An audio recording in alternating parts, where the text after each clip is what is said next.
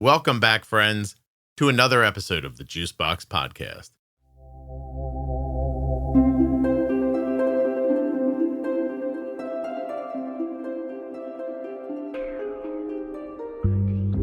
Hi, my name is Barbara. I'm a type 1 diabetic. I was diagnosed 21 years ago at age 29.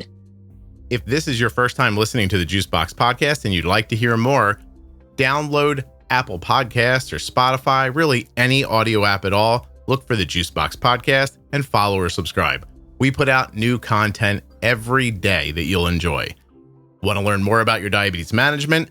Go to juiceboxpodcast.com up in the menu and look for Bold Beginnings, the Diabetes Pro Tip series, and much more. This podcast is full of collections and series of information that will help you to live better with insulin. Nothing you hear on the Juicebox Podcast should be considered advice, medical or otherwise. Always consult a physician before making any changes to your healthcare plan. This episode of the Juicebox Podcast is brought to you by my favorite diabetes organization, Touched by Type 1. Please take a moment to learn more about them at touchedbytype1.org on Facebook and Instagram. Touchedbytype1.org.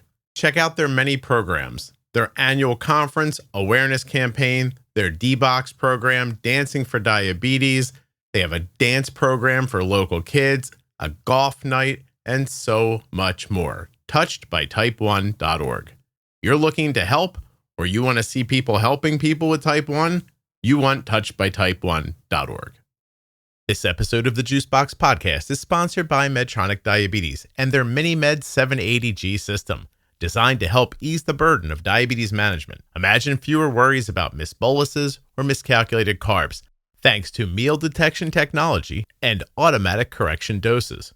Learn more and get started today at medtronicdiabetes.com/juicebox.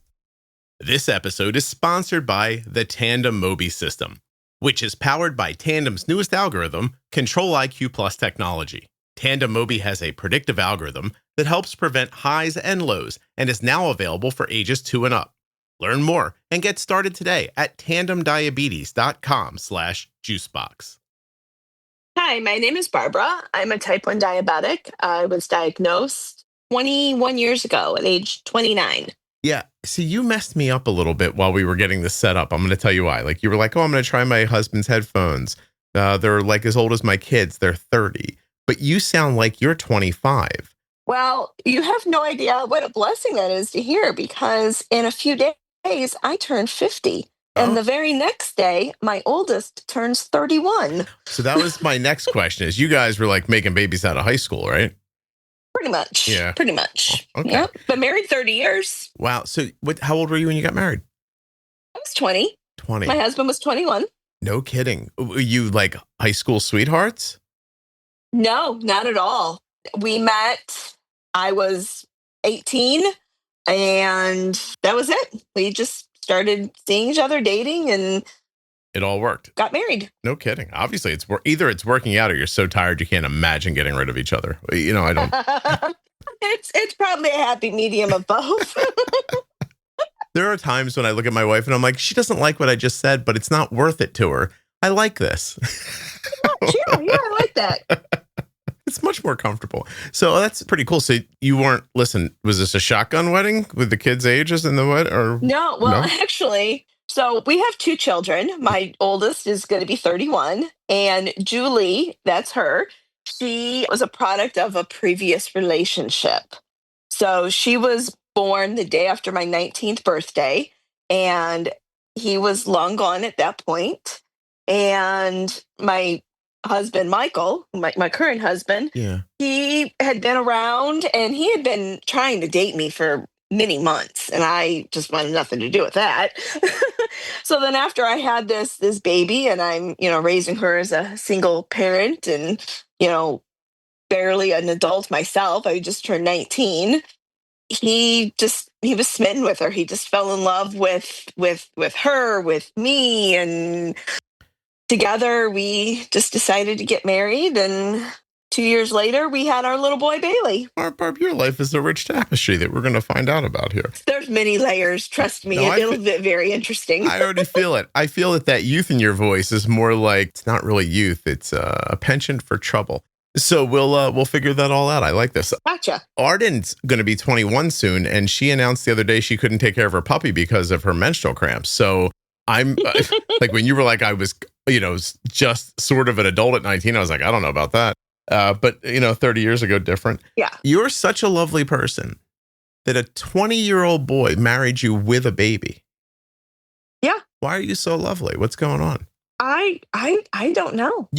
I don't know. What makes you? What makes you?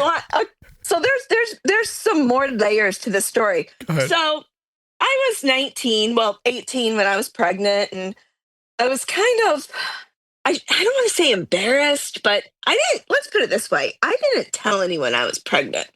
I lived at home with my mother and my brother, who had recently moved back with his 5-year-old daughter, going through a divorce himself. And I told no one I was pregnant until the morning I woke up on my 19th birthday and went, I don't feel very well. And that night we had some snow. And I remember my mother and I shoveling the driveway. And I went to my room to go to bed, and my water breaks.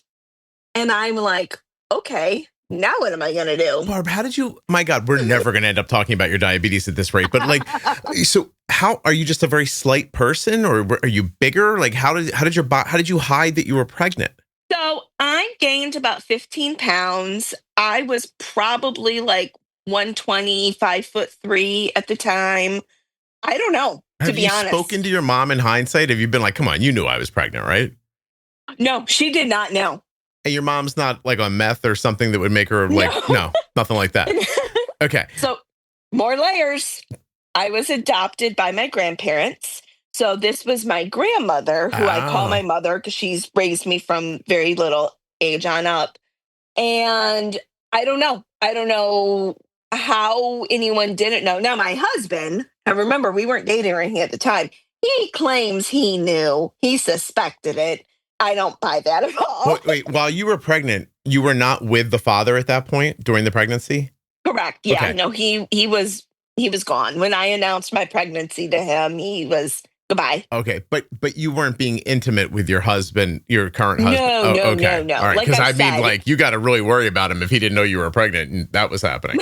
So my family owned the local bowling alley, and he would come in with his friends a couple nights a week. And so me working there, he was trying to ask me out. I know what he was doing. I was avoiding him. Yeah. No. I once asked a girl out at a Clover. I don't know if anybody knows what that is, but she was a cash register person. I'd never been in a store so many times in my life before I figured out the right way to do that. My mother recently asked him, she says, so, hey, Mike, do you bowl anymore? He goes, no, I got what I wanted. Yeah, I was throwing those balls around so that, it's funny. I just realized the way I started dating that girl would probably be stalking 30 years later. Oh, I'm sure. Yep. And what your husband did too. You know what I mean? Yeah, pretty much. You guys got to understand, we didn't have Hinge. There was no other way to find. We had to talk to people. It was difficult. Right. All right. So can I ask, like, generally speaking, where in the country do you live? Ohio. Okay. All right. This is the family business, getting pregnant early. Your mom was how old? No. So my birth mother had me when she was 21. Okay. Now, when she was 1 year old, she had a brain aneurysm that ruptured. Oh my gosh. And now she's in her 70s now. Mm-hmm. So at the time, it's amazing she lived. through her pregnancy with you.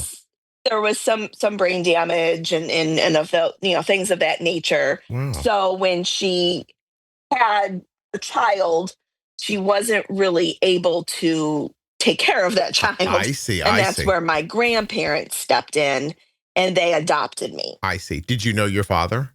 No. Okay. Wow. We have since found him, although he has passed.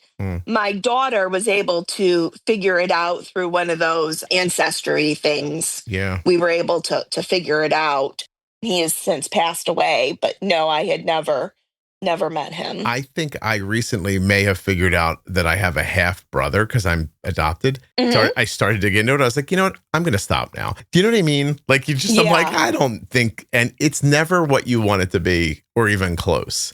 Exactly. Same thing. Yeah. You know, Julie discovered I have a half sister, and no, there's no reason for me to track her down. Barb, what I'm saying is when your story is my mom, who had some, brain issues, got pregnant by a guy who left her like, you're like, I don't think I need to know the rest of this. Like, it doesn't feel like, unless my story is my mom was a princess and she didn't have time to take care of me. I don't really want to. I don't want to hear about it. Okay. It is interesting the twists and turns that lead you to, where you are now. Yeah. Yeah, exactly. How old were you when you were diagnosed? So I was 29. Oh, wow. And it was the typical, they thought I was type 2. And actually, the amusing part of that was, do you remember the show ER? Yeah. Okay. So I started to have these kind of weird symptoms. It was about a month after my 29th birthday. So, I'm 28 years old, waking up 3, 4, 5 times in the middle of the night to go to the bathroom. In my delusional thought process, I'm like, oh, I'm getting old. Well, that's not old. But anyway, I had an excuse for every odd symptom, yeast infections, drinking a 2-liter of Diet Pepsi a day, losing weight. I was probably like 115. And I was watching ER one night after the kids had gone to bed, and there was a scenario on that was a type 1. And I'm watching this thinking, oh my gosh, that's literally that's my life. So I Googled it, and every single symptom I could recognize except erectile dysfunction. So I'm like, okay, it's time to call the doctor. You were still getting nice hard erections. That's why. Yeah, of course. Yeah. Okay. Wow. So what is it, like Noah Wiley and Dr. Mark Green helped you, or am I remembering these names right? Yeah. Pretty much. Yeah. I just want to throw a plug in here for no particular reason. Noah Wiley's new hospital television show on Max called The Pit is really good. You should check it out. Oh, I'll have to check it out. Yeah, I've never seen that. Maybe you'll get diagnosed with something else. Yeah, well, hopefully not, because I do have a few other issues. What else is going on? So, just hypothyroidism and multiple sclerosis. You have. When did you get an MS diagnosis? I was diagnosed with MS. It'll be 10 years this year. No kidding. Oh, I'm sorry. How has that impacted your life? Not too bad. Fortunately, so the thing with MS is you get lesions either in your brain or your spinal cord. Mine are in my spinal cord, which what that means is it's mostly affecting my balance. Okay. So I was walking with my friend one day at a park, and we're on this boardwalk, and I'm walking like at an angle. She thought I was going to walk off the boardwalk. Just my balance was just so off. You were listing. Yeah, pretty much. Tell people the real sadness of this. You're a professional tightrope walker. Yeah. Yeah, I had to give that up. Yeah, no, such a shame. I'm a klutz. I'm well known way before MS for not being very graceful. I mean, what did that feel like? What was more shocking, type 1 diagnosis or MS? This episode is sponsored by Tandem Diabetes Care, and today I'm going to tell you about Tandem's newest pump and algorithm. The Tandem Mobi system with Control-IQ Plus technology features auto bolus, which can cover missed meal boluses and help prevent hyperglycemia. It has a dedicated sleep activity setting and is controlled from your personal iPhone. Tandem will help you to check your benefits today through my link, tandemdiabetes.com/juicebox. This is going to help you to get started with Tandem's smallest pump yet, that's powered by its best algorithm ever. Control-IQ Plus technology helps to keep blood sugars in range by predicting glucose levels 30 minutes ahead, and it adjusts insulin accordingly. You can wear the Tandem Mobi in a number of ways. Wear it on body with a patch-like adhesive sleeve that is sold separately, clip it discreetly to your clothing, or slip it into your pocket. Head now to my link, tandemdiabetes.com/juicebox to check out your benefits and get started today. Today's episode is sponsored by Medtronic Diabetes, who is making life with diabetes easier with the MiniMed 780G system.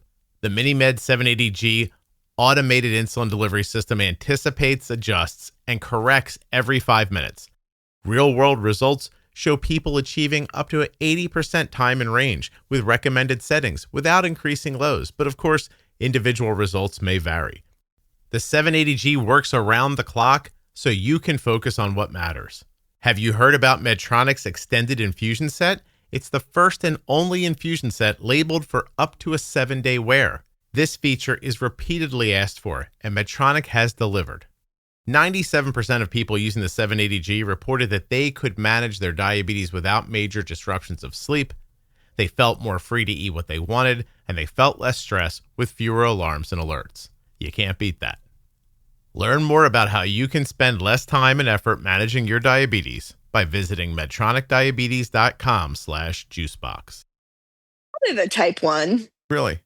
Probably the type 1 only because at the time, the only knowledge I knew of diabetes was growing up as a child. My dad, my grandfather, he was a type 2. He had passed away when I was 15. My only knowledge of diabetes was him.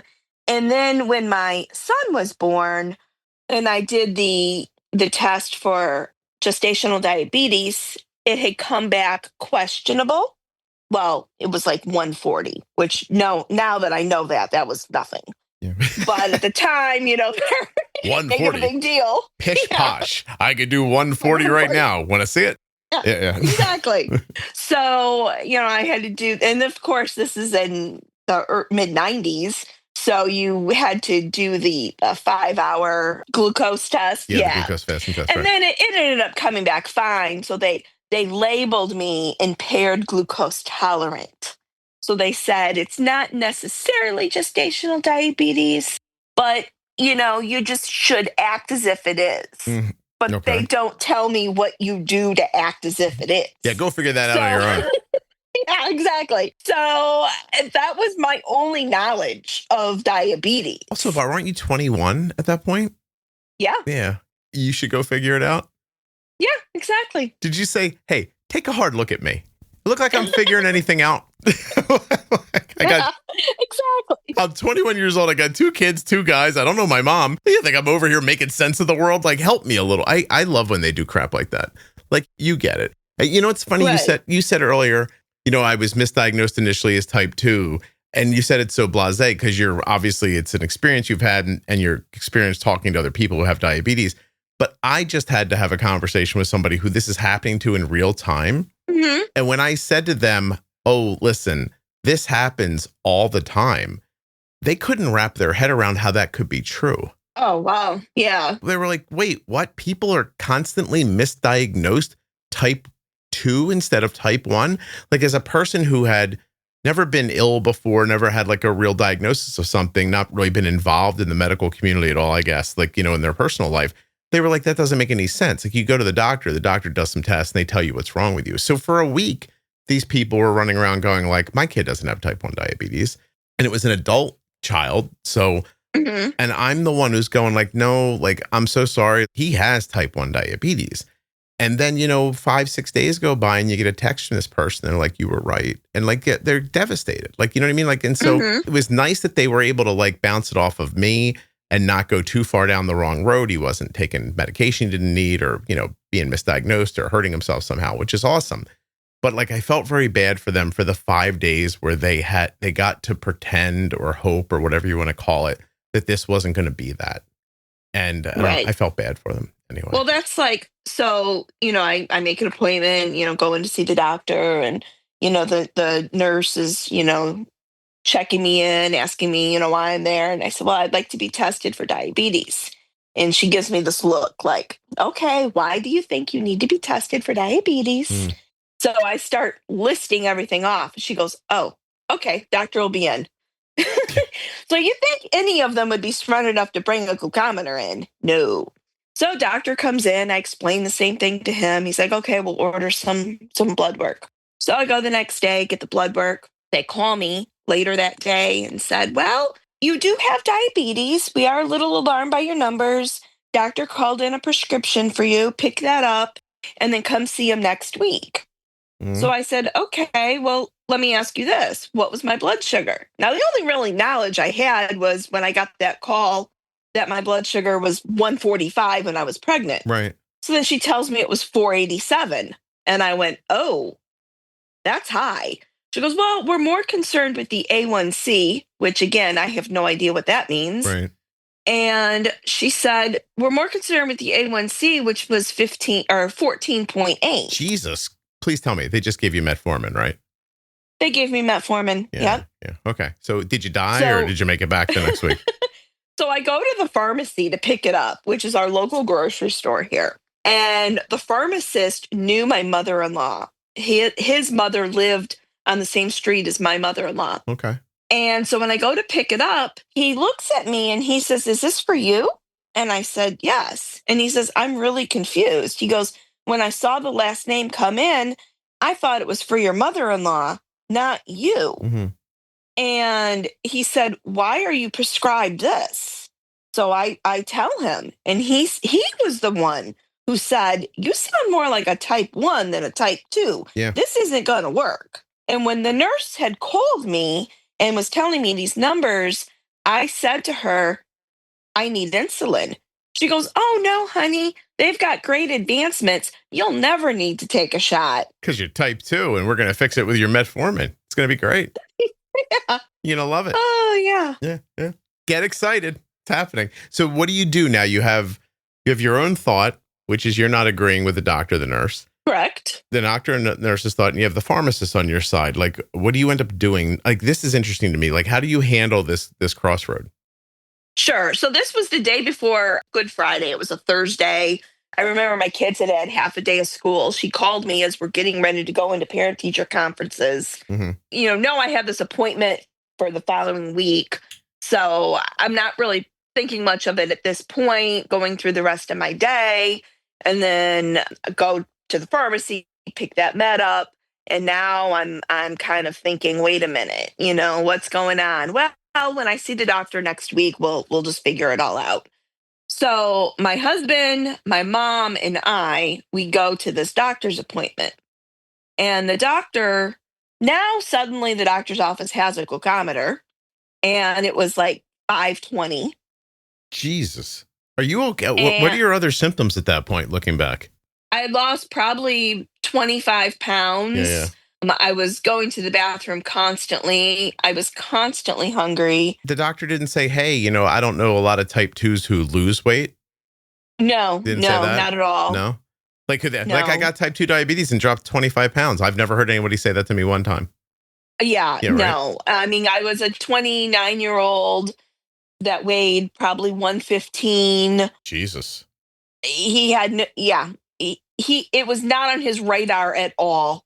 Was it an older doctor? Immediately jumped to type 2. No, I mean, he was probably maybe late 40s, early 50s at the time. I am looking for ways to give this guy a pass. I can't figure it out. Yeah, okay, no, all right, okay. No. My husband and I have found a different general practitioner since then. Yeah, I bet you did. I'd go to the pharmacist. He sounded like he knew what he was doing. I'd be like, listen, if I gave you $20, could I call you once in a while with my medical concerns? Jeez. I'm still like, I have to tell you, like, this is the most frightening. So the best thing this guy could come up with. Oh. Yeah. No, I know Really? we just talked over each other by mistake, but let me say this, and then I want to hear what you're going to say. Like, this part frightens me the most about people's stories. The time between you're sick, you're losing weight, something's obviously wrong. You go to a physician, you find something out, and now you're living with that wrong diagnosis living scares me, because whether it's 5 days and it just ends up bursting your bubble a little bit, like in the story I told you, or if it's some people who somehow are in such a lot of situation that they live for 1-2 years misdiagnosed, during a very slow onset, or the people who are misdiagnosed and then end up in DKA, which it freaking sounds to me like you're in. Like, yeah, I most likely was. The story gets okay, not bad. Barb, you're breaking up. So let's wait a second till you get your signal back. Hold on a second. Barb, you can't hear me, can you? Okay. Wait, you were broken. Okay, you're back. Go ahead. I can hear you fine. Oh no, you were like, this is what you Okay. sounded like. I'll have Rob leave it in so you can hear it, like it, everyone else will hear it, but you get to hear it one day. You were like, no, that's exactly what you sounded like. Like the signal just got really bad. It's so funny. But go back to that moment. Oh, Keep fun. talking. Yeah. Go back to that moment. Keep talking.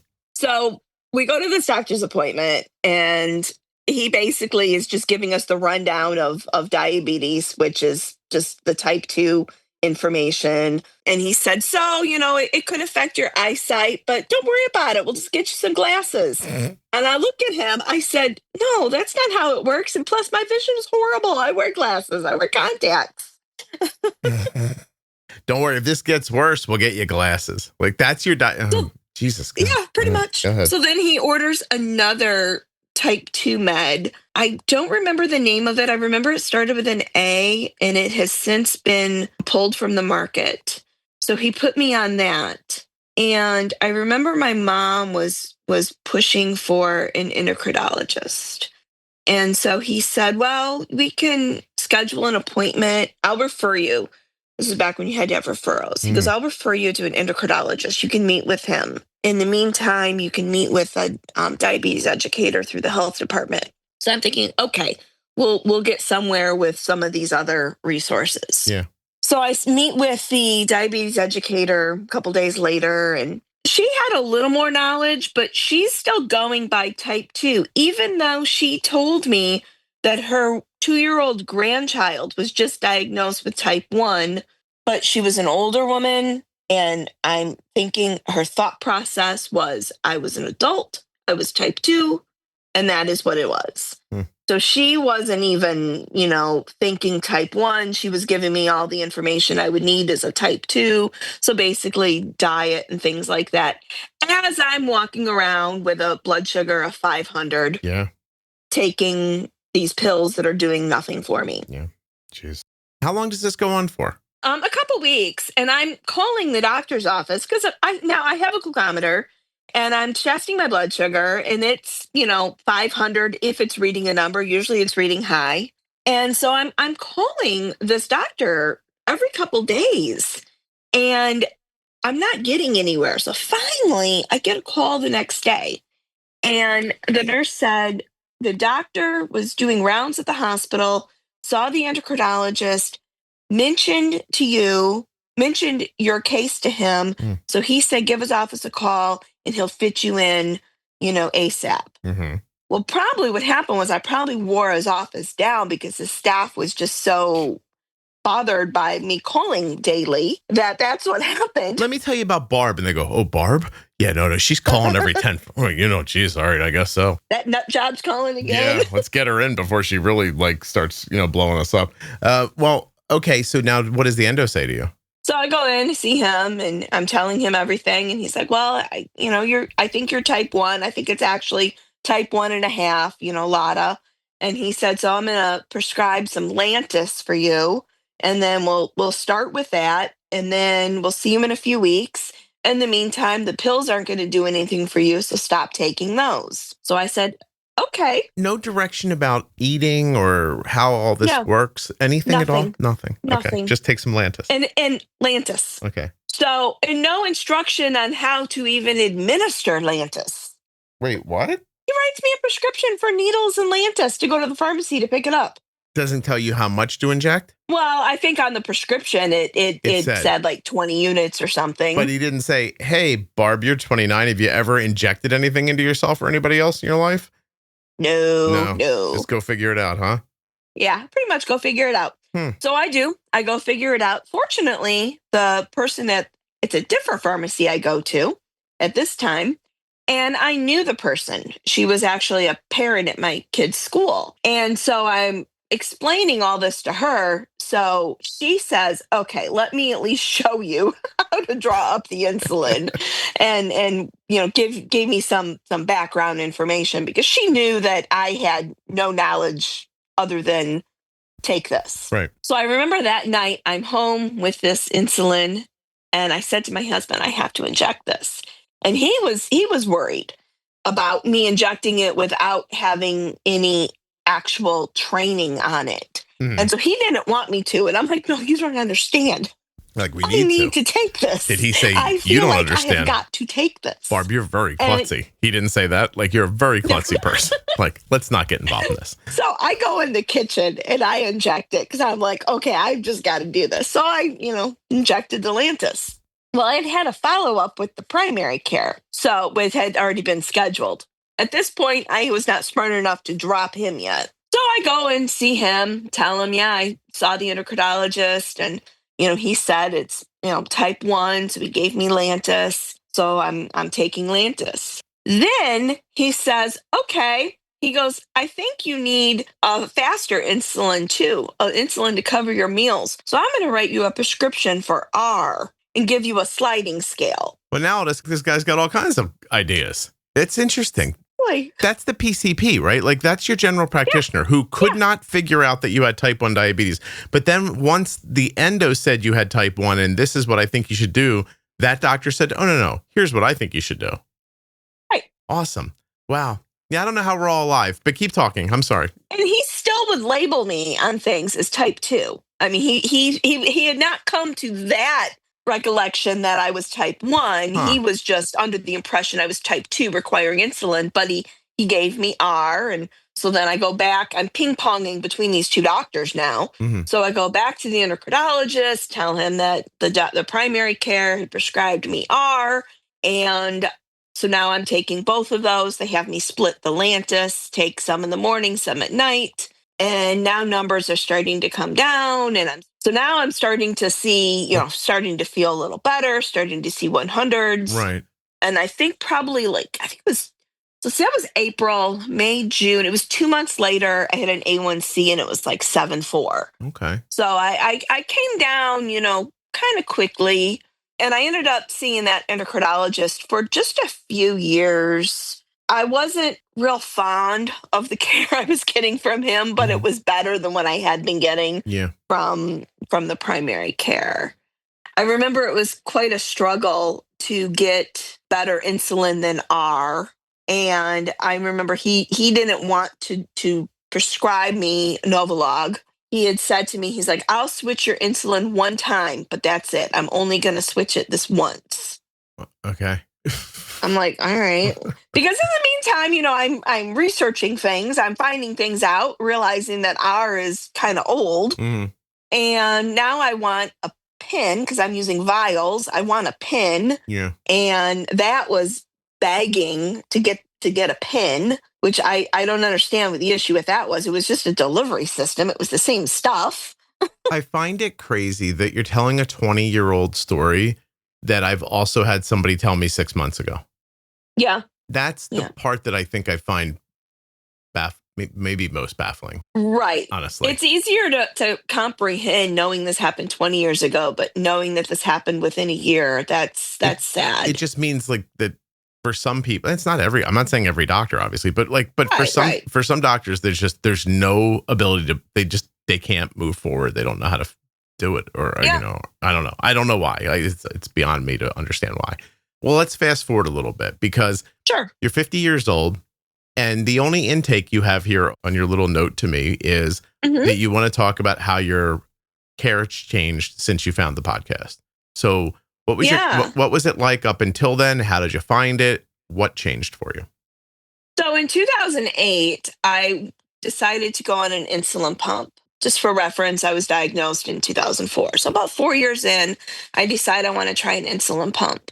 So I went with Medtronic, and I had used Medtronic insulin pumps, and things were I thought, A1Cs in the 7s, but everything I had been told, I was told, hey, you're doing great, the typical, stuff. And at that, my current endocrinologist, who I started seeing around 2009, in his office, they would do what they call pump clinics. So once a month, the Medtronic rep would come to the office and she would download your pump and she would go over your information and she would make any changes that the doctor had authorized she could make within like 10%. Anything beyond that, then, she would give the recommendations to him and he'd review it and then you make changes. Okay. So every time I would go in, it was my A1Cs were in the sevens, and you could probably stand to do a little better, but other than that, you're doing great. Mm. I knew that there were people out there with A1Cs in the fives and the sixes. How did you know that? Ironically, my best friend is a type 1 diabetic. Oh. And she's been a type 1 diabetic since like freshman year of college. And I had just met her. I've met her around the time I was diagnosed. She was a parent at my kid's school, and her daughter and my daughter are best friends. And her A1C was like 5.8, 5.7. Okay. And I remember thinking, I don't even know how that's possible. Mm. And she was MDI. Why are they telling me my 7 is great if this is... Yeah, right. She was MDI, and she was maintaining that. So she actually went on a pump when I went on a pump and telling her how great it was. But again, that doesn't necessarily mean my control was any better. Mm-hmm. It was just that, convenience is what I was getting from it. Yeah. So I had switched to her endocrinologist. And like I said, I never was able to get the tighter control that I wanted. Well, no one had ever used the words pre-bolus with me. That was the key. Okay. And it was during the pandemic when I was home with the MS, the medications that I take to prevent it from progressing. Immunocompromised is how I would be labeled. So during the pandemic, I was home from work. And I remember thinking, you know what, I'm going to try to figure this out. I was on Dexcom and Medtronic. Mm. So I'm like, but my Dexcom was just a don't die function for me. Okay. I was just using it for when I was high, when I was low, but I didn't know what to do with it. I didn't know what to do with the information. If I'm low, you drink a juice box. If I'm high, you try to give yourself some insulin.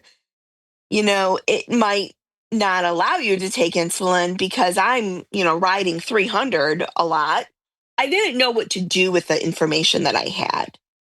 So I remember I was on a Facebook group and someone was talking about a podcast that Kevin from Dexcom had done. Mm-hmm. And I clicked on it and listened to it. And it was yours. It was your podcast. And it was not quite 500. It was like 480-ish, something around there. Okay. And I remember listening to that podcast and thinking, wow, I could listen to this. This sounds really helpful. Awesome. So I started listening to a few more of your podcasts. And I'm listening and I'm hearing words that no one has mentioned to me at all, pre-bolus, things of that nature. So I start doing it and I get down to a 6. Nice. It's exciting. Yeah. What do you think you heard that moved your A1C a full point? Is it just the pre-bolusing? I believe it was just the pre-bolusing because I don't think I was doing anything different. And I don't think I had the knowledge to do anything different other than pre-bolus because I thought I knew everything I needed to know as it was. So fair enough to say, Barb, then you understand your diabetes, incredibly well, with the fine exception of how to time your insulin. Yeah, pretty much. Something?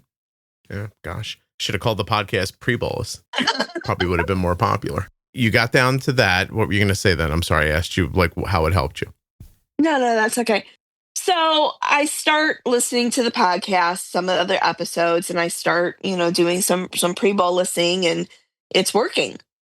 And I realized that there was a whole wealth of information that I didn't know. This is the key. It's the pre-bolusing, trying not to get your numbers. Once your numbers are in 300s, it's hard to recover from that. Yeah. But if you're talking a number that's 150, 160, I could function with that. I can get that down to a 100 to a 90.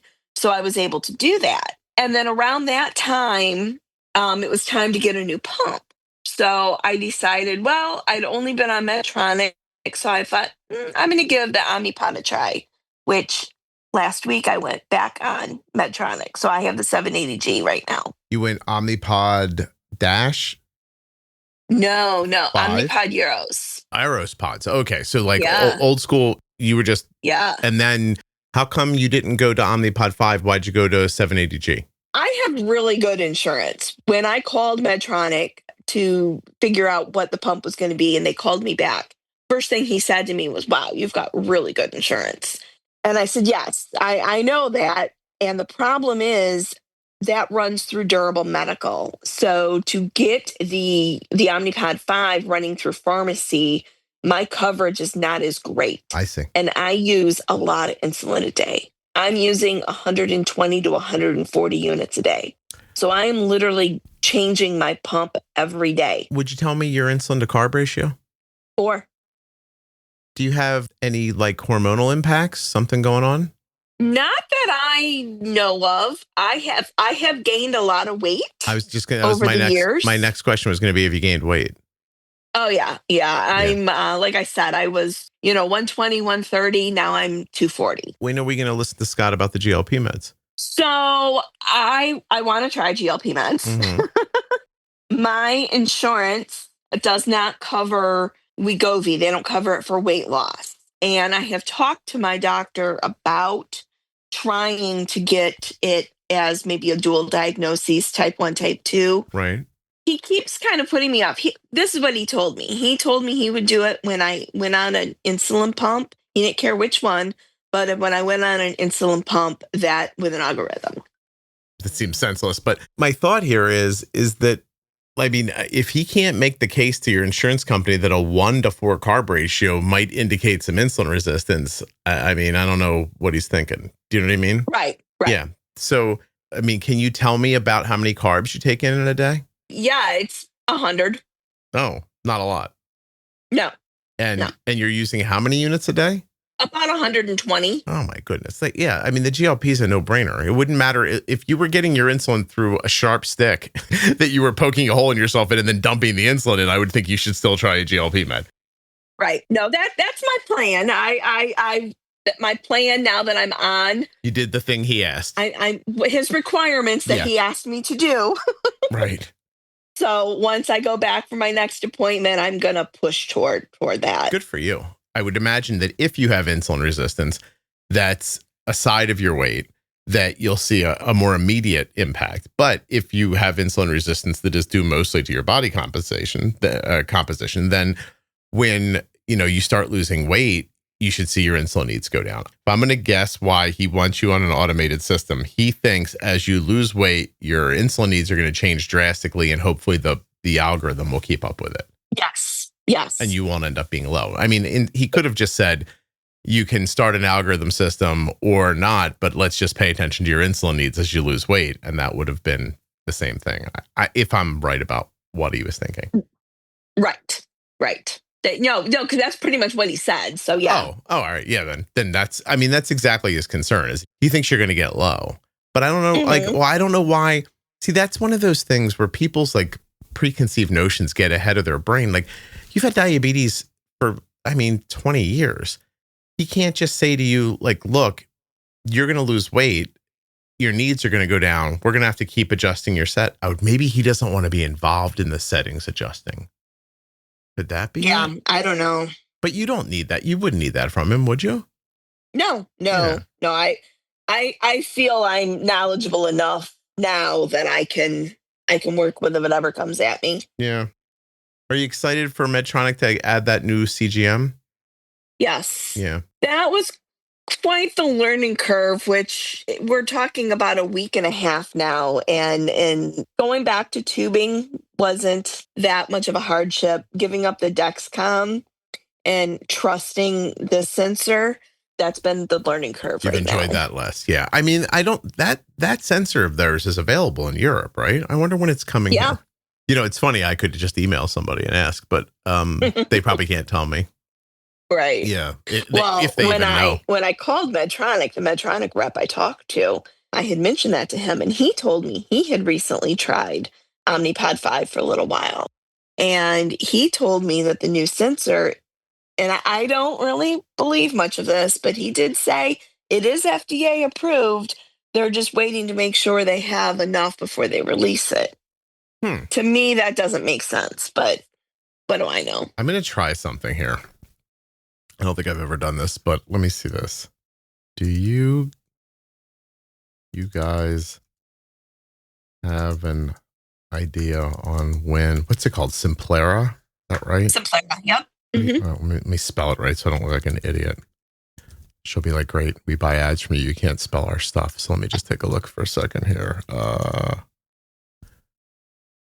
Okay, making sure I'm spelling right. Do you have an idea when Simplera will be available in the US? I won't tell anybody. I won't. Okay. Yeah. Okay. Let's see what happens. All right. Cool. Yeah, it's like a little test of my my power. Yeah. Which I'm sure is going to come back very limited. It's going to say something like, you haven't signed enough NDAs for this one, buddy. Or I don't know. I don't know usually. Or we're hoping, like, you know, I understand, like, publicly traded companies can't go, although I don't know, the world seems to be changing so quickly now. Apparently you can just say anything you want out loud, but you know, they don't say, you know, well, we're shooting for July, because if they don't hit July, it could hurt their stock. It could also be seen as like manipulating the stock and stuff like that. So there's like a lot of reasons they don't share stuff like that. I'm interested in, do they have an idea? So let's see what happens. Okay. So you have an algorithm going now. You're liking it, right? I've heard very good things about 780G. Do you like the way it works? So I'll have to admit, the first couple days, I was thinking, oh no, what have I done? But then I went, okay, just give it time, because I think that's the biggest issue is it needs those first few days to, I'll use the word learn, although I don't think that's the appropriate word that they would want me to use, you know, to get the right information dialed in. And then after a few days, it started leveling me out closer to that 100 target. Whereas those first few days, it was riding me at like 140, 160. And I wasn't happy with that. Yeah, sure.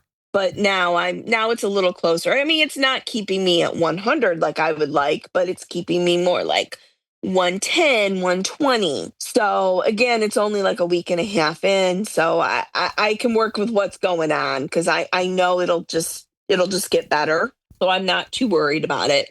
Okay. Yeah, no, I mean, listen, I've heard really genuinely good things about it from people actually going back, I'm going to say over a year ago, from somebody I met who was overseas and already using it. My friend, she's had it for quite a while now.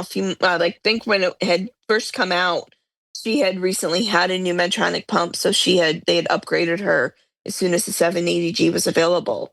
And so she had been using that, and she was telling me, she goes, oh, I think you'll like it. I think you should go back. And I went, I don't know. I don't know if I can give up the Dexcom. Right. You know, I was running low on the supplies I had, you know, backpiled. So I knew I had to make a choice and do something. And that's working. What I did. It's awesome. Yeah. Hey, you know what? I'm going to brag for a second here. I knew about people having good success with 780G from Europe, because I was giving a talk once in Connecticut, and a few people flew across the ocean to hear me speak. Nice. That's my brag. I was very proud. Nice. I wasn't. You're entitled to that. I'm proud of it now. In the moment, I was just shocked. I actually think I said to her, "What is wrong with you?" Also, it felt very pressuring. I've had situations where people like, oh, I drove 16 hours to be here. And even then I was like, way to pressure me. I don't think I can come through to that. Like, that's a long drive. But when somebody said, I flew from England to hear you speak today in Connecticut, I was like, what now? Like, cool. But now I feel like I got to really do a good job. I wasn't really feeling any stress until you just told me you got on a plane to do this. So I only drove like an hour and a half to get here. Right. Anyway. All right, cool. Well, so you're moving along. Like, can I ask you, do you have expectations about why you gained? I mean, you gained a pretty significant amount of weight. Like, was that through like aging, activity? Like, what do you think got you there? I think a combo of everything. I think once the MS took place and my activity, I wasn't walking or as active. I think that had a lot to do with it. I actually had a knee replacement a year ago, which I think was the other thing in my letter that I mentioned, wanting to talk about the experience of the surgery. So I had torn the meniscus in my knee.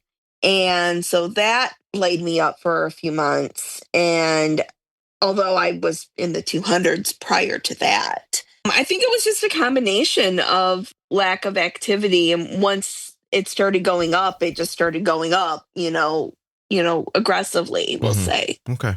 I understand. Is weight gain, can that be an implication of MS? No, no, I don't believe so. I think it's a byproduct of the lack of activity. Okay. I see. Oh gosh. It sounds so easy for people. Like, just do that. Or like, if you've been listening for a long time, you'll know that I think like 3 years ago, I'm like, I'm getting a bicycle and I'm going to ride a bike. I started riding the bike and I'm like, oh, my knee hurts.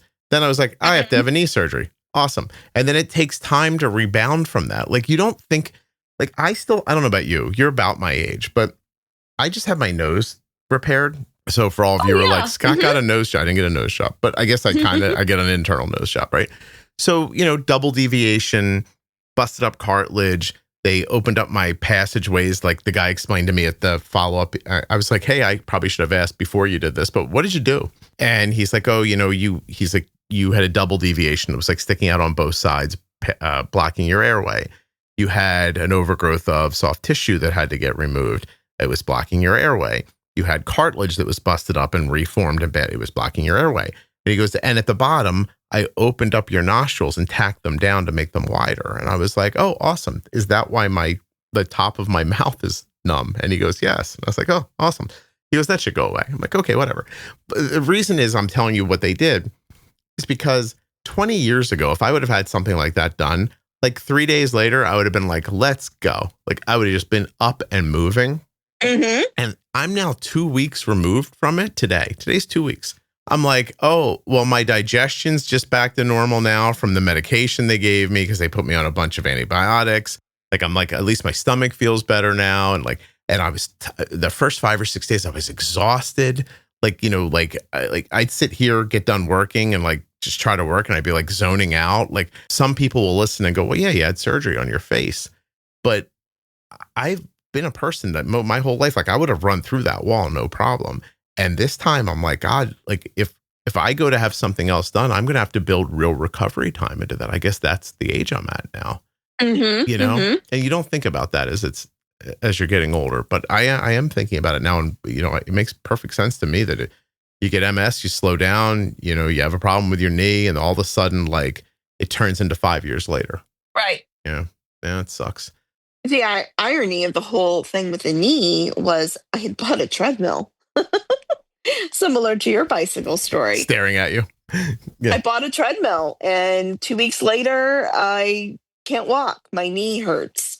So I make an appointment for the doctor and I walking down the hallway to see my primary care and my knee snaps. Oh. Well, that was the meniscus did a full tear Mm. and it just snapped like a rubber band. Oh, it's terrible. I'm sorry.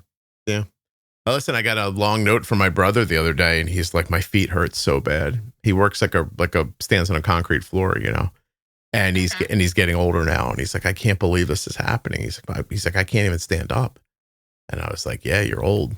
Like, like you have to go buy better shoes and get insoles in them. And his text reminded me of the Oscars for the other night, and Mick Jagger gave out an award. Now I don't know how old Mick Jagger is. He's in his mid 80s, maybe. He's an old man, Yeah. And he comes out and he's like, he looks old, but he's still full of life. And, he's all right there and everything. But I looked down and I was like, he is wearing the craziest pair of old man sneakers I've ever seen. It's pretty funny. Life, these big, ugly black sneakers. Anyway, it's coming for all of us. So what's your expectation? You're going to start a GLP. You think you can stick to it and then look up a year from now and have lost, a fair amount of weight? Yeah, I mean, that's what I'm hoping for. Yeah, I think you can do it. I know a person who lost 100 pounds on it in about a year and a half. So my daughter actually has been on Wegovy, and she has lost 40 pounds on Wegovy and probably, well, she had started on her own and then went to Wegovy. So it's been about 6 months now, and she's lost 40 pounds. And then, of course, in January, her health insurance provider dropped Wegovy. So she just picked up a semaglutide from a compound pharmacy the other day. Yeah. So her next injection will be one of those. I'm glad she was able to keep it going for herself. I have to tell you, like, it's changed my life so drastically and for the better. Like, if someone took it from me, I mean, I would go to great lengths to get it back. Oh yeah, I've definitely been following your story, and I've shared the podcast with her where you've been diaring that. Oh, good. And I'm glad it yeah. helped. Listen, I'm 60 pounds. Like I seem to be, I don't know if even stalled is the right, like I'm at 60 pounds now. I think I have more weight to lose. I think I have some fat to lose, which I'll obviously like, you know, it'll make my weight drop down, but I don't think it's a lot. I think it's more about body shaping now that where I'm at. Mm-hmm. And it's just been such an awesome tool for me. The week that I didn't take it for my surgery, I gained like 5 pounds. Wow. And I didn't eat any differently. I just started gaining weight.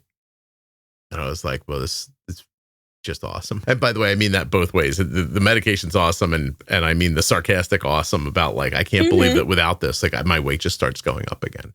Mm-hmm. I don't know. Like I'm grateful that it exists and I'm disappointed that that's the reality, I guess is, both sides of it. Yeah, I definitely look forward to being able to try it. I will try my best to get that prescription. So she's going to the compound pharmacy because it's not being covered. She's paying cash. Is that a thing you've considered doing, or you think you can get it covered? I'm going to try to get it covered. If not, I can try the compound pharmacy. Now, the issue with the compound pharmacies, it is no longer considered. Ozempic is no longer. I know what I forget the terminology. Yeah, you know where I'm going with this. I wish right? I understand. I don't know the words, but if it's no longer considered something, then they're not allowed to compound it anymore. Exactly. So when she picked up the compound, she said there was a long line of people picking it up. And so they're going through every so often in the line, making this announcement saying the last day that we can make the current formula is like April 21st. They're currently working on submitting another formula that's slightly different to get the approval for that. So they were telling everyone the next time you pick up, you'll be fine. But then we should have an answer for you at that point if we were able to get the approval for the next formula or not. Yeah, it's something about the availability of it. I don't know the phrasing. Right. But if it's available commercially, they can't compound it. But if it's hard, like I guess it's about shortages. So if there's a significant shortage supply, then they can maybe temporarily be allowed to produce it till the supply is back. And I did just see one of the big companies announce the other day, there's no shortage. I didn't realize that was a business decision when they said that. Yes. They're saying, oh, there's no shortage, which means compound pharmacies can't make it. Correct. I see. Well, you know what's going to happen? I'm seeing it happen all over the place. Like you're going to see companies making generics of it. Like, Oh, yeah. Or biosimilars or stuff like that. Like that's all going to happen, I think, quickly. And if you listen to Dr. Hamdi's episode, yes, he seems very certain that newer forms in pill form were going to be just as effective as or maybe more so than the injectables one day. And I actually remember saying to him something like in the future, and he's like, not as far in the future as you think. So I was like, all right, well, that's good. So, because I do think it even being injected slows some people down. Mm-hmm. Some people aren't thrilled getting injected with stuff, and it makes it seem less approachable, I guess. But I mean, obviously it works so well for so many people. I mean, a lot of companies are going to want to get in on it. And so I think there should be a lot of availability moving forward, but that doesn't help you today. Like, you know what I mean? Like you're in the situation you're in right now. You don't want to be waiting 2 years or whatever. Right. Yeah. Wow. What have we not talked about that we should have? Like I said, I had knee surgery. I ended up having to have a knee replacement after all that because it was so damaged. Yeah. So what's that like doing that with type 1? Some of your episodes over the years, you've talked about people that have had surgeries. You've referenced, I think, a surgery or two that Arden had. So when I went in for the pre-op stuff at the hospital, I kind of knew what I should mention. And I had talked about, wanting to make sure that I had my phone in the operating room so they could monitor my Dexcom, wanted to keep my Omnipod running, things like that. And they had checked with the anesthesiologist. The anesthesiologist said, oh, yeah, it's great. We want to, make sure we keep things running. So I said, okay, let me know what do you want from me that day? How would you like me to place these sites? So they had given me all sorts of information. He said, just put them on your arms. We'll have your phone, make sure it's on lock, but I'll have your code just in case. Everything seemed to go great. I saw my endocrinologist right before. I mentioned to him the discussion I had, and he had even said to me, he's like, that's exactly what I would advise you to do. That's the plan that I would put in place for you. Mm. And I said, my only fear is that at the day of surgery, they change the plan. And he said, they're not going to do that. He said, if they told you you're going to keep your pump on, you're going to keep your pump on. Well, you know where I'm going with this, right? Oh, hi. Welcome. Good morning. Let's get your pump off. Wait, I talked to the guy. What guy? We don't know that guy, right? Yeah, it was more as we're wheeling into the OR. Yeah. They had checked my blood sugar against a Dexcom, and it was 142 to 143. They were so impressed at how close it was. The anesthesiologist and his nurse, they were making jokes about doing selfies with my phone in the OR. I mean, it was great banter back and forth. It seemed like everything was going great. So then the nurse says, okay, we're ready to go. Looks at my husband, said, give her a kiss goodbye and we'll keep you posted. So they're walking him out and they start to wheel me. And the anesthesiologist says, okay, it's time to turn the pump off. And I went, wait, what? No. Were you guys not just out in the hall? Were you joking around about how great it was all working and everything? You don't remember any of that, do you? I'm like, that wasn't the plan. I said, no, I can't do that. And they said, no, we're going to monitor everything. Remember? He said, so we'll take care of everything. Well, I decide I'm not comfortable with just suspending it because I knew what was going to happen. So what I did suspend it, although I shouldn't have. I put it on a 3-hour, figuring, okay, when it's done, when 3 hours are done, at least if I don't know where this PDM is, it's going to turn basal back on. If they lose it or whatever the case happens to be. Mm-hmm. Because at this point, I don't have as much faith in them as I did 30 seconds previous. Losing faith as I'm being wheeled into the OR room. So I put it on 3 hours. Next thing I know, I'm waking up. Now remember, I was 140 wheeling in. I'm waking up and I can hear them say, the anesthesiologist wants to know what her last blood glucose was. And they said 480. Oh, my God. And I went, wait, what? I'm 480? Yeah. How'd you guys screw this up? Jesus. So then going through the numbers and looking, I see where I hit 450. And when I hit 450, that's when they gave me some insulin in the IV. Mm. So it kept me steady at 450 and I got up to 480. But had they not done that, I mean, who knows what I would have been? Because we're talking 3 hours without any insulin. Yeah. And the stress on my body, of course. Right. They don't know. Trust me. They don't know. They don't care. What they know is you're not going to die in 3 hours without this insulin. And they think that's better. Like, I don't know what they think. You know what? I've had doctors on. I've asked them. They're never very clear when they talk about it. They're just like, well, better high than low, like that kind of like simple stuff. And, why not just let the algorithm keep? What would it have hurt to just set your target temporarily to 200? Exactly. Exactly. Now, remember, I didn't have an algorithm at the time. Okay. So I didn't have anything like that. Or, we could have done that with basal. If they were knowledgeable enough, I would have gladly reduced my basal to 50%. Yeah, just let's at keep least kept something running. Also, you have an IV, and if I start to get low, you can give me dextrose. It's not a big deal. It's not a big deal. And you can see the trends because you have my phone in your hand that you just double check to make sure it's accurate. Right. Ha ha ha. We should take a picture with it. Look how accurate it is. Remember all that? Again, out in the hallway. Yeah, exactly. That sucks. My surgery was actually outpatient, so I was scheduled to go home that day. But in the meantime, because they want you up and moving, so they put me in a patient room after recovery. And the idea was give me about an hour, give me something to eat, regulate the pain meds, and then physical therapy would come in and they would get me up and moving and then, slowly get me to the car and home. Mm-hmm. So immediately when I woke up and I knew what was happening with my blood sugar, I want my husband. And that poor man, he was walking down the hall. He heard them say, okay, turn your pump off. Yeah. Michael's like, am I in charge of getting your blood sugar down? I think I am, right? Yeah. Pretty much. So they immediately bring him in. Now they want me out. They want me in that patient room because they even said to him, he goes, how quickly can we get her to a room? She's under 500. We can release her to the room now. Yeah. Because he's figuring once we're in the room, we can work. And they do get you out of there fast. After my nose surgery, like, I don't know if I knew which way was up. And the guy was like, all right, well, we called your ride. I'm going to call my ride. I'm like, I can't see all the walls yet. Exactly. Yeah, okay. Well, I get into this room and again, I'm expecting the nurse in the room, the RN, to help. He didn't even know I was a diabetic. Yeah. So we get in the room and he's, doing vitals. I still have some oxygen going because I'm coming out of the anesthesia.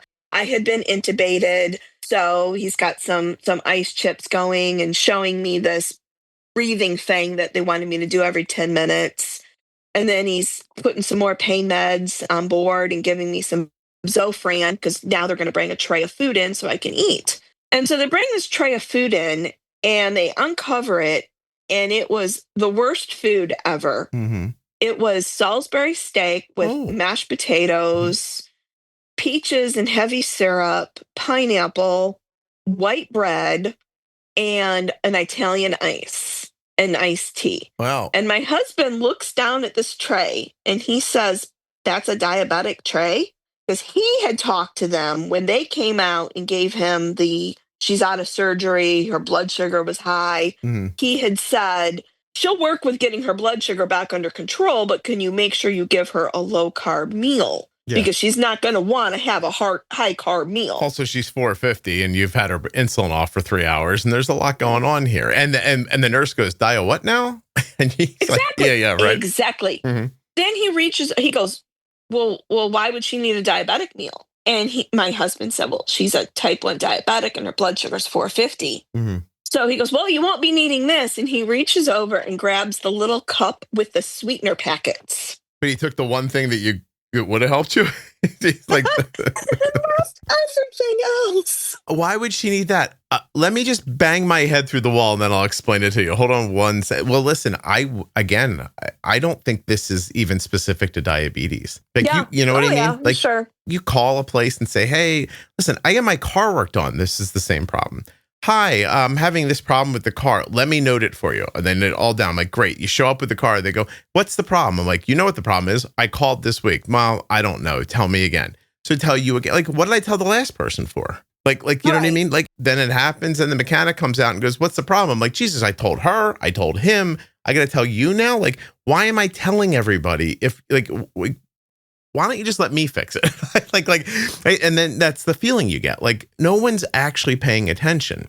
There's no, how do I mean this? You want to think that there's a comprehensive web of communication in whatever you're doing, whether it's at your doctor's office or you're getting your car fixed or somewhere else. But the truth is, that's not the case. And that most things are limited by the ability of the human being you're talking to do their job, understand your needs, and communicate them. And I just don't think that generally happens. That's all. Like, and I don't think it's specific to your knee surgery or the fact that you had type 1 diabetes during it or anything like that. I just think this is a limitation of human beings. I agree. Yeah. Also, I had a second surgery a few months later. Ironically, I had broke my toe a week before the knee surgery on the other foot, and I was not going to hold up the surgery for treatment for a broken toe. So in the meantime, I had to have surgery to repair that toe. And it was a different hospital, and I went in knowing what could happen. And so I'm going to have a very nice conversation with that anesthesiologist. That anesthesiologist says to me, my husband is a type 1. He's on T-Slim. I know exactly what to do. My blood sugar stayed 118 the entire surgery. Right. That's been my experience too. It's like once you bump into somebody that knows what they're doing, then all the things I just said, that's all gone now. Now you just have somebody at the point of contact who knows what they're doing is the biggest thing. Other than that, I should have recorded what I said to the first person at the car place. And then just when I walked up to the next person and said, hey, what's going on? I should have just pushed play and held my phone up. Yeah. Because you're wasting your breath till you get to the person. that's going to be actually doing the work. And then now it's important for them to know. And if you get lucky and, you get that situation you had with the toe surgery, then great. Somebody knows what they're doing and bing, bang, boom, nothing to worry about. But the truth is that if you're going to be involved with medical care and you have type 1, when people say you have to advocate for yourself, that's a very polite way of saying you have to re-explain someone's job to them as it is pertinent to you every time you look someone in the face. That's your job. And by the way, they may not understand or care or even put what you're saying into effect. Or once they hear you, they might just take the Splenda from you, the one thing on the tray that may not have made your blood sugar go up. Exactly. Yeah. No, it's, listen, it's good to know because you're going to get into a situation like this eventually, and you really do need to know how to, I'm going to say advocate, but I think what I mean is explain people's jobs to them specific to your details. It's just a sad fact of all this. We're not there yet. Everything's not interconnected, and maybe computers and AI fix this. Maybe it makes it worse. I can't wait to see what happens. Right now, to use a saying from the 50s, like my mom would have said, is like the left hand doesn't know what the right hand's doing. Yep, exactly. Yeah. At least your toes all better. Your knee. Oh, yeah. What's the bounce back time from a knee surgery like? So the knee has been pretty good. I was off work for 12 weeks. I work retail on a concrete floor. Right. So I was off for 12 weeks, did some physical therapy, and it took about a year. They had said I still had some stiffness. I was able to move around and things of that nature, but they had kept saying, well, give it a year, because about 6 months in, I'm like, well, I still have some stiffness and stuff. Mm-hmm. And literally, I think it was January, I realized my knee is great. It's almost back to normal. And it was a year ago last month. So yeah, it's pretty much takes a year. It is what it is. Like one day you just it's boring, but I was told I had arthritis in my toe and they were going to clean it out. But then they got in there and I had to get like micro needling surgery or something like that. Mm-hmm. And when I came out, it was stiff, like it was hard to bend. And some days, day after day, I'd just sit here trying to curl my toe up, and I was like, God, this is never going to work. And now I don't remember how long ago that surgery was, but my toe's good. Mm-hmm. And so, just sometimes it takes longer than you want. And then, like you said, you wake up one day and you're like, oh, it doesn't hurt anymore. Awesome. So good for you. All right. Well, Barb, you were terrific. I appreciate you doing this with me. I went over time a little bit, but I enjoyed hearing the rest of your story. I can't thank you enough for doing this. And I'm thrilled that you found the podcast and it was helpful for you. Oh yeah. I have to thank you because it's been life-changing. I know I've heard other people, say that periodically, but it genuinely opened up a whole world of what to do with the data and with the numbers. And my A1Cs are now under 6. It's great. Yeah, I couldn't be happier for you. And it's very kind of you to give me some sort of credit. And I think everyone should, is what I'm saying. Yeah. Anyone who's ever come on this podcast and not thanked me, I think you've really missed an opportunity. So, yes. My God. Well, I appreciate everything you do. And I have heard every episode. I listen to it every day. Thank you. And I've gone back and listened. It was about close to 500 episode when I started listening. And so I went back and listened to those previous ones. And yeah, it's been life-changing. You're caught up. You've listened to 1,400 episodes of this podcast? Yeah. Barb. Awesome. You're my favorite person. Well, thank you. To whoever I said that to in the past, don't feel slighted. Barb stepped up. Okay? Okay. Yeah. No, this is awesome. Hold on 1 second for me. Sure.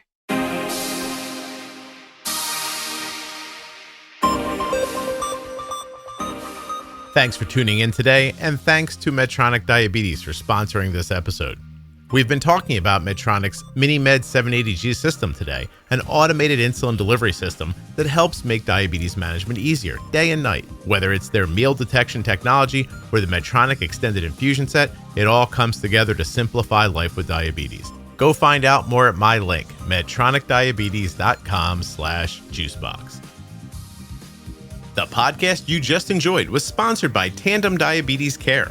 Learn more about Tandem's newest automated insulin delivery system, Tandem Mobi, with Control-IQ Plus technology at tandemdiabetes.com/juicebox. There are links in the show notes and links at juiceboxpodcast.com. This episode was sponsored by Touched by Type 1. I want you to go find them on Facebook, Instagram, and give them a follow. And then head to touchedbytype1.org where you're going to learn all about their programs and resources for people with type 1 diabetes. Thank you so much for listening. I'll be back very soon with another episode of the Juicebox Podcast. If you're not already subscribed or following the podcast in your favorite audio app like Spotify or Apple Podcasts, please do that now. Seriously, just to hit follow or subscribe will really help the show. If you go a little further in Apple Podcasts and set it up so that it downloads all new episodes, I'll be your best friend. And if you leave a 5-star review, I'll probably send you a Christmas card. Would you like a Christmas card? When I created the Defining Diabetes series, I pictured a dictionary in my mind to help you understand key terms that shape type 1 diabetes management. Along with Jenny Smith, who of course is an experienced diabetes educator, we break down concepts like basal, time and range, insulin on board, and much more. This series must have 70 short episodes in it. We have to take the jargon out of the jargon so that you can focus on what really matters, living confidently and staying healthy. You can't do these things if you don't know what they mean. Go get your diabetes defined. Juiceboxpodcast.com, go up in the menu and click on series. The episode you just heard was professionally edited by Wrong Way Recording. WrongWayRecording.com.